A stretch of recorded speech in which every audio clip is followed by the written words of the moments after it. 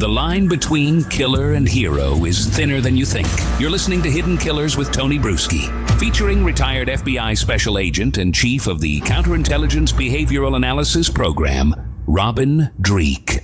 The trial of Robert Tellis, it continues on, and he had some very interesting testimony this last week. By the time you're watching or listening to this, there may already be a verdict as it is starting to wrap up. But we're going to examine some of this case because it has been fascinating to watch. Robin Dreeke, retired FBI special agent, chief of the Counterintelligence Behavioral Analysis Program, joining us to discuss this guy. And I know you've been watching some video. He's an odd duck.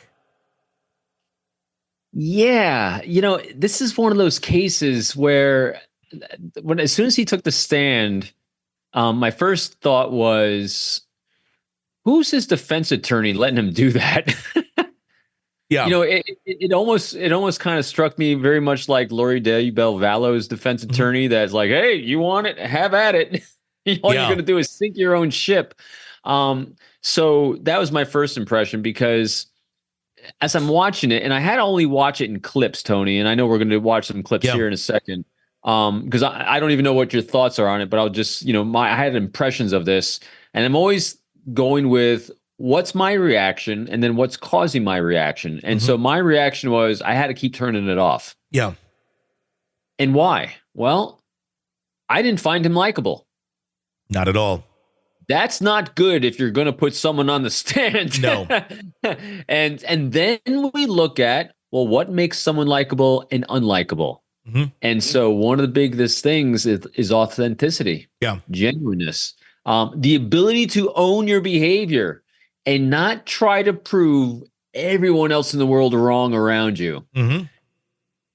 Those are bad behaviors if you're trying to say I'm innocent of this. I know we use the term narcissist a lot because it feels like a lot of the people who make it this far and make it to the show are quite narcissistic personality disorder individuals, not just tendencies. He's like the definition of it. I mean, originally he was trying to defend himself. Then he got an attorney. I don't think his attorney agreed with what he's doing right now because he's not being questioned. It's an alibi defense. He's just up there sharing his narrative in any way he wants. The judge let him do this because the attorney basically said, I want nothing to do with this. Like, I can't ask you these questions because I disagree with your answers and it's not going to go anywhere. So he's up there on his own because he thinks that much of himself, that much of his story, and that people are just going to like it, because gosh darn it, people like me. I know you got SNL on your mind. He's got that kind of aura to him, and it's fascinating. It's a train wreck to watch, but the more you watch him and the more you think of it from that perspective of this guy believes whatever he says is gold, and people should just accept it. And there's even a lot of weird braggadocious moments in his testimony, which have nothing to do with the case. No, it was really fascinating having him get up there. And the first things he does is he lays a pattern of his background. I mean, I got bored with him in like the first 2 minutes. Yeah. And he's laying down his credibility of being so awesome. And first of all, it all starts out with me. So someone has died. And a jury's judging you on whether you're guilty or innocent. And the first thing you want to do is not make it about you. You need to make it about the victim. You need to make it about a jury. You need to make it about everyone else but yourself. You have to be contrite. You have to show remorse. Not that you did it, but remorse for the victims in this, right? And then the other thing he said at the very beginning of this, which I found fascinating, as then he laid it all out, was, I've been in jail. Me. I've been in jail a long time sitting about this. I had a lot of time to think and come up with a lot of schemes as to what I think. Yes. And then he lays out this really complicated, to me, remember, if it's complicated, it's probably not right. Sure. And the jury's not going to get it either. No, he lost me, and I'm trying to understand him. I tuned him out. So he actually says, I've been sitting in jail with a lot of time to think and come up with a really good reason as to why someone else did this. And then I looked up the stats for the number of times.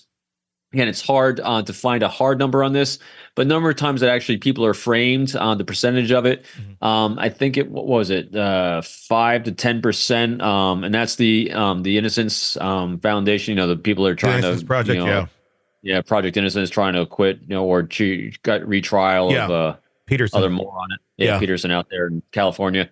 It's 2 to 5% of convictions were framing.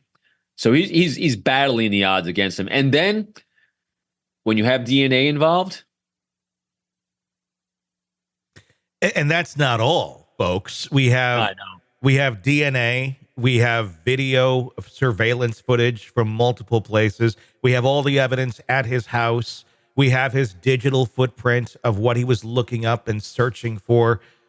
I mean, this would be one hell of a frame job if it's it's just too far out there to even, be in the realm of it even being a physical possibility of being a frame job. And then he puts himself on the stand and become extremely unlikable because he has a massive superiority complex. He thinks he's better and smarter than everyone else in that entire room, even arguing with the judge. Yeah, it clearly comes across. You're in the thick of a true crime saga, every detail sinking in, and then, wham, a commercial about something you couldn't care less about. It's like being served a microwaved dinner at a 5-star restaurant. But it doesn't have to be this way. Go for True Crime Today Premium Plus on Apple Podcasts. With True Crime Today Premium Plus, you get uninterrupted, ad-free episodes, extended interviews that dig even deeper into the muck, and early access so you can brag to your friends. It's like ordering the secret menu at a crime buffet. So, search for True Crime Today Premium Plus on Apple Podcasts, subscribe, and savor every twisted detail without interruption.